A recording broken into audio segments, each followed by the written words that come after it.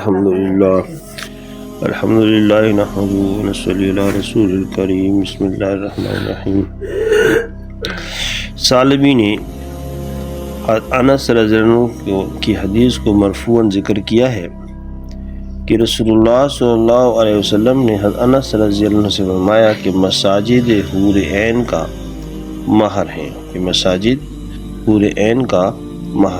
مساجد سے کوڑا کرکٹ نکالنا حور عین کا مہر ہے۔ ابو ہریرہ رضی اللہ عنہ رسول اللہ صلی اللہ علیہ وسلم سے روایت کرتے ہیں کہ آپ صلی اللہ علیہ وسلم نے فرمایا حور عین کا مہر مٹھی بھر کھجور اور روٹی کا ٹکڑا ہے، یعنی صدقہ و خیرات حور عین کا مہر ہے۔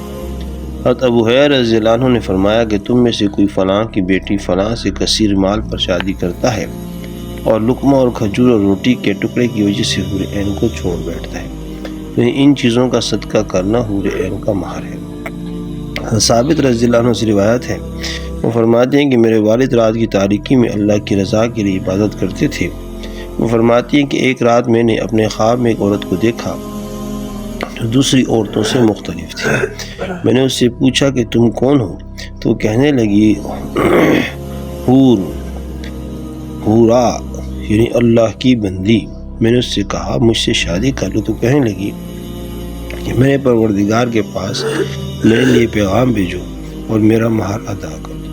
میں نے پوچھا تمہارا مہر کیا چیز ہے؟ تو وہ کہنے لگی طویل تہجد، اور اس نے کچھ اشعار پڑھے۔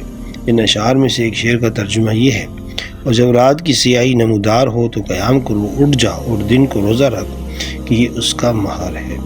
اللہ تعالیٰ مجھے اور آپ کو عمل کی توفیق عطا فرمائے۔ جزاک اللہ خیر۔